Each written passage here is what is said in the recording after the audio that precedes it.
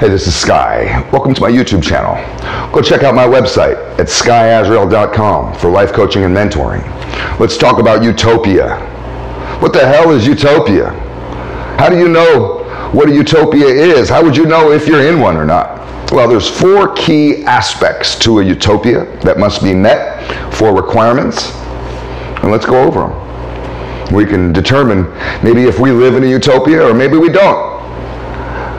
I sort of take the position that there's no such thing as utopia. It's a fantasy of hedonists. It's a fantasy for people who are hedonists, that they want to live in a lifestyle of luxury and opulence and laziness and to sit around eating grapes and smoking weed, getting their dick sucked, whatever their pleasures may be, and that's it. No work, no struggle, no survival. But let's get into these 4 key aspects. This is how to determine if you live in a utopia. First thing is, citizens have no fear of the outside world. So in a utopia, the citizens have no fear of other countries, other cities. I think that's pretty common. I live in a fairly small beach town in Florida, and it's diverse here. We have a very diverse community. And I don't feel like that anybody is afraid of people from outside of the community or outside of the town or outside of the country. If you're from Germany or from Malaysia, it doesn't matter. Nobody trips on you around here. If you're from Orlando or Alaska, it doesn't matter. So I think that's an easy requirement to meet. Citizens have no fear of the outside world. We're a pretty well-traveled society. Most people have been somewhere. You go back far enough in time, people are really localized. They hadn't been nowhere. It's kind of like that when I grew up in the 70s. You get all these motherfuckers trying to tell you, they would tell me, Sky, this is how the world works. And these people had literally never left the neighborhood. It's like, how are you going to tell me what shit is about? You never leave a fucking 5-block area, you motherfucker.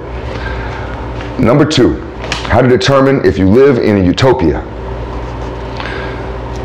Citizens must live in harmony with each other. That one is a little bit more of a tall order. I've yet to find a town, a city, anywhere on earth where everyone gets along. There's always going to be someone who hates their neighbor. There's always going to be a feud, Hatfields and McCoys or something. There's always going to be some Crips or some Bloods. We don't get along with each other.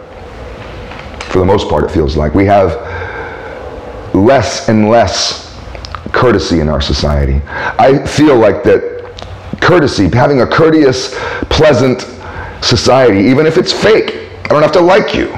I can smile and hold the door open. I can sit in there and be thinking, I hate your guts. But we need a courteous society to live in harmony with each other. The way you run your mouth when you're watching TV at your home, that doesn't matter. It's how you act out in public. I think you find, number 2, we're still on that, I think you find citizens living in harmony with each other in small towns more so than in big cities. But that's just my opinion. Number 3, nature must be embraced and revered. So you got to worship nature, you got to be a tree hugger, you got to love nature, we got to preserve nature. And it's weird if you look at these sci-fi movies, they always have these utopias in futuristic sci-fi movies. And the utopia, they have flying cars and monorails and everybody dresses in the same weird white jumpsuits and shit. They're all good looking and skinny. But there's no small towns in the future. In these sci-fi movies, and I love that kind of genre of movie, they don't have small towns. And if you look now, culturally, throughout the world, we're urbanizing.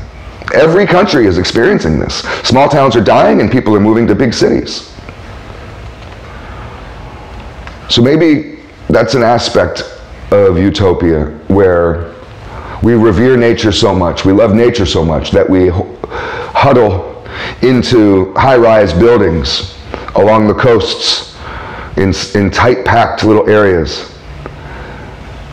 And then the entire rest of the planet is just wild and free.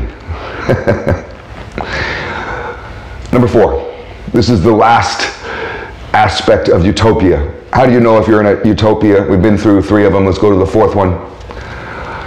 Citizens must embrace moral ideas. So you have to have this universality of morality, of virtue, of character. Everybody in the utopia has to be honest and good and righteous. And they're all little do-gooders. They all care.